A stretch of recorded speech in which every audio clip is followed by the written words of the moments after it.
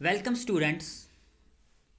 In this video, we are going to discuss about Memorandum of Association. You know there are various types of documents which are required to be submitted under the registrar so that the company get registration under the Company Act 2013. Memorandum of Association is a document. It is the primary document, or we can say it is the principal document of company, which is to be required to submitted under the registrar so that the company will get a registration under the Company Act 2013. So we can say that memorandum of association document is very important.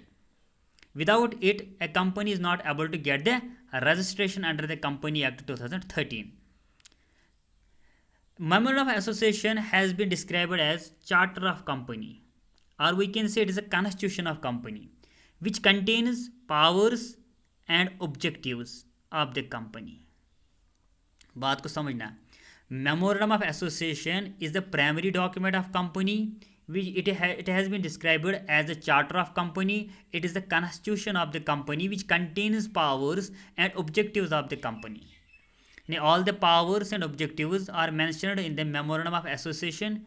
This document is very important. This document is compulsory for the registration of company. And you know that without registration, a company is not able to run their activities. Got it? The company has worked within the limits laid down in the memorandum of association. इन्हें जितनी भी activities, जितने भी rules, जितने भी objectives, powers mention किए होते हैं मेमोरेंडम ऑफ एसोसिएशन में, उतना ही हम रन कर सकते हैं, उतना ही हम ऑपरेट कर सकते हैं.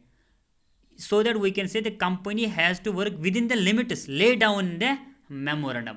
यानी मेमोरेंडम के लिमिट से आगे हम नहीं जा सकते हैं. जितना मेमोरेंडम ऑफ एसोसिएशन में मेंशन किया होगा उतना ही हमें ऑपरेट करना पड़ेगा.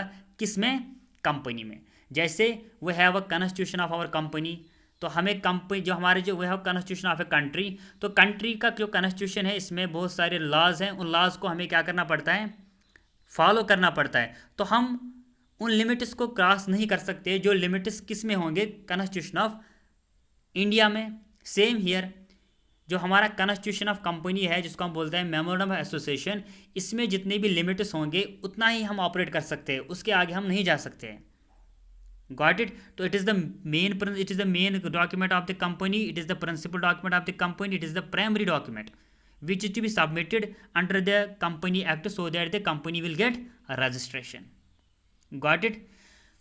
Let's see the contents in the memorandum of association. Contents of memorandum of association, यानी इस memorandum of association में क्या क्या मेंशन किया जाता है जिससे मदद से हम अपनी कंपनी को ऑपरेट कर सकते हैं. Let see the various contents of memorandum of association.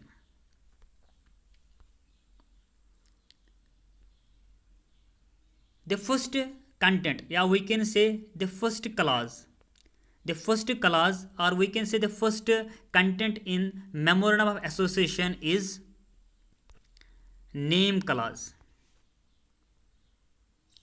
The first content or the first clause which is mentioned in the memorandum of association is name clause. The clause, yeah, we can say this clause contains the name of the company with which the company will be known. The name has already been approved by the registrar of the company. Name class वो content होता है memorandum of association में जिसमें हम अपनी company का नाम mention करते हैं, जो पहले से हमने अप्रूव लिया होता है. यानी before the registration you have to approve your name under the company act 2013, क्योंकि वो नाम किसी और कंपनी के साथ रिलेट ना हो, मैच ना हो, इसलिए हमें पहले नाम को अप्रूव करना पड़ता है, फिर रजिस्ट्रेशन लेनी पड़ती है. तो जब हम memorandum of association document prepare करते हैं उसमें हमारा जो पहला क्लास होता है that is name class which contains the name of the company with which the company will be known, जिससे हमारा जो कंपनी पहचानी जाएगी. तो अगर हमारी कंपनी का नाम नहीं होगा तो लोग कैसे पहचानेंगे? तो पहले हमें अपने मेमोरेंडम ऑफ एसोसिएशन के फर्स्ट क्लास में हमें नेम क्लास को मेंशन करना पड़ता है, जो नेम हमने ऑलरेडी अप्रूव किया होता है under the register of the company. Got it? The second class is register office class. This clause contains the name of the state in which the registered office of the company is proposed to be situated। यानी register office class वो class है किसका, memorandum of association का, वो content है memorandum of association का, जिसमें हम क्या मेंशन करते हैं, नेम ऑफ द स्टेट, उस स्टेट का नाम जिसमें हमारा ऑफिस रजिस्टर्ड होगा, जहाँ पे हमारा you can say head office registered होगा। अगर आपका हेड ऑफिस रजिस्टर्ड है state of Jammu and Kashmir, तो आपको ये state of Jammu and Kashmir का नाम मेंशन करना पड़ेगा मेमोरेंडम ऑफ एसोसिएशन में as a registered office of the company. Got it. तो पहला क्लास नेम क्लास, जहाँ पे हम नेम को मेंशन करते हैं। Second class registered office class, जहाँ पे आपने अपने ऑफिस को आप रजिस्टर्ड करते हो, जहाँ पे अपने ऑफिस का नाम आप मेंशन करते हो, वो ऑफिस जो रजिस्टर्ड होगा जहाँ पे आपकी बिजनेस स्टार्ट होगी। Got it? So this class contains the name of the state in which the registered office of the company is proposed to be situated. Got it? Number third class is objective class. We know that every company has its objectives. Every business has its objectives. There are main objectives, there are other objectives. These objectives should be mentioned in the memorandum of association under the objective class. Objective class. Got it? It is the most important document of the memorandum of association. It is the most clause of the document of memorandum of association. It defines the purpose for which the company is formed. यानी ये वो class है जिसमें हम mention करते हैं कि हमारी कंपनी क्यों बनी हुई है, इसका पर्पस क्या है, इसका मकसद क्या है, इसका एम क्या है, इसका ऑब्जेक्टिव क्या है। ये ऑब्जेक्टिव हमें यहाँ पे मेंशन करना पड़ेगा। इसमें दो हेड्स होंगे आपको, एक होगा द मेन ऑब्जेक्टिव, दूसरा होगा other objective. So you should, we can say, under the objective class you have to mention the main objectives of company and other objectives of the company. Main objective जिसके लिए आपने company बनाई होगी, वो purpose आपको लिखना है। We know that in our business there are various types of objectives. We have a main objective that is earning profit. We have other objectives like social objective is there. We have individual objectives. Got it. हमने वो पढ़े हैं क्या क्या objectives हैं। तो वो objectives कहाँ पे हमें मेंशन करना पड़ेगा, मेमोरेंडम ऑफ एसोसिएशन में। किस क्लास में, ऑब्जेक्टिव क्लास में। Got it. गो, पहला class name class, second class is registered office class, third is objective class. Got it. Now fourth is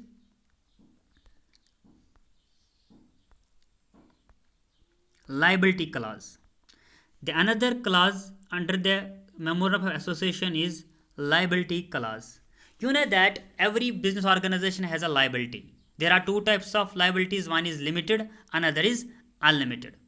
तो इस क्लास में हम मेंशन क्या करते हैं, what is the liability of company, what is the liability of share holders. You know that the liability of company is limited, so it should be recorded, yeah, it should be mentioned in the liability clause of memorandum of association. So this clause stated the liability of the members of the company is limited. और आपको ये पता है कि company में जो share holders होते हैं उनकी लाइबिलिटी क्या होती है, लिमिटेड। लिमिटेड का मतलब उनके पर्सनल एसेट्स पे असर नहीं पड़ता है when the assets of the company is insufficient for the repayment of companies loans. अगर कंपनी के लोन्स या कंपनी के लाइबिलिटीज़ इतने ज़्यादा है कि कंपनी के एसेट्स बराबर नहीं हैं, तो जो बिजनेस ओनर्स होते हैं उनके पर्सनल एसेट्स पे असर नहीं पड़ता है, बट जितना उन्होंने इन्वेस्ट किया होता है कंपनी में इन द फॉर्म ऑफ शेयर्स उतना ही डूब जाता है। और जितना शेयर्स उन्होंने लिए होंगे, जितने शेयर्स उन्होंने लिए होंगे, अगर उन शेयर्स में कुछ आउटस्टैंडिंग पैसा होगा तो वो पे करना पड़ेगा, बाकी उनके पर्सनल एसेट्स पे असर नहीं पड़ेगा। फॉर एग्जाम्पल, हम एग्जाम्पल लेंगे, if A share holder purchased 500 shares. अगर किसी शेयर होल्डर ने किसी कंपनी के शेयर्स खरीदे होंगे, कितने, 500 ऑफ 10 ईच, और हर एक शेयर का वैल्यू कितना है, 10 rupees, and has already paid 7 पर शेयर। यानी इस शेयर होल्डर ने 7 पर शेयर पे किया है। इसको पे कितना करना पड़ेगा, 10, but out of 10 he paid only 7, the remaining 3 becomes outstanding, तो this liability is limited of 3 per share, ये liability पे करनी पड़ेगी। अगर कंपनी बंद होगी और कंपनी के बंद होने तक आपने 7 पर शेयर रुपये पे किया है out of 10 for the shares, तो आपको और 3 रुपये का जो 3 रुपीज़ है वो आपको पे करना पड़ेगा। Got it. तो if the shareholder has purchased 500 shares of 10 each and has already paid only 7 per share, it means that the 3 remaining outstanding, then his liability is limited to 3 per share. Got it? तो उसके personal assets पे असर नहीं पड़ेगा, लेकिन जितना अगर उसने एक शेयर्स खरीदे होंगे, अगर शेयर का कुछ वैल्यू, कुछ पैसा आउटस्टैंडिंग है, वो उनको पे करना पड़ता है. उसके बाद capital clause. Another clause is capital clause. तो कैपिटल क्लॉज में मेंशन क्या किया जाता है? The authorised capital of the company. we know that in our company there is authorized capital, there is a issued capital, there is a subscribed capital, there is a unsubscribed capital. ये आपको आगे पढ़ना है. This clause specifies the maximum capital known as authorized capital. यानी how much capital you are going to raise from the public in the form of shares. ये authorise आपको करती है रजिस्ट्रेशन. जब आप रजिस्ट्रेशन लेते हो अंडर द कंपनी एक्ट 2013, वहाँ से आपको अथोराइज किया जाता है कि आप कितना पैसा रेज कर सकते हो in the form of finance from the public. Got it? यानी this class specifies the maximum capital known as authorised capital which the company will be authorised to raise through the issue of shares from the public. यानी authorised capital वो capital होता है जो आप raise कर सकते हो through the issue of shares. किनसे? From the public. The division of authorised capital into number of shares within face value is also specified in this class. ये मैं समझाऊंगा क्या. फॉर एग्जांपल, अगर कंपनी का अथोराइज्ड कैपिटल 2 करोड़ है, if the authorised capital of any company may be 2 crore, so ये 2 crore divide किया जाता है इंटू 220 लाख शेयर्स. यानी 2 crore capital is authorized capital is divided into 20 lakh shares. It means every share has a value of 10 each. अगर हम करेंगे 20 into 10 it becomes, यानी 20 lakh shares into 10 वो बनेगा 20 करोड़. तो 20 करोड़ इज अथोराइज्ड कैपिटल. फिर अथोराइज्ड कैपिटल को आपने डिवाइड किया है into 220 lakh shares and every share has a value of 10. Got it? तो ये क्या है? This is a capital class. Capital class में आपको मेंशन करना है कि हमारा अथोराइज्ड कैपिटल कितना होगा जो हम कैपिटल पब्लिक से रेज करेंगे in the form of issue of shares. Got it? और authorised capital, if the company has authorised capital of 2 crore, तो ये 2 करोड़ डिवाइड किया जाता है in the form of 20 lakh shares. ये 20 लाख शेयर्स पब्लिक को भेजा जाता है और वहाँ से 20 करोड़ कैपिटल रेज किया जाता है. Got it? और इस 20 करोड़ से आगे कंपनी रेज नहीं कर सकते because company is authorized only for 2 crore. Got it? This is the memo of association and their clauses.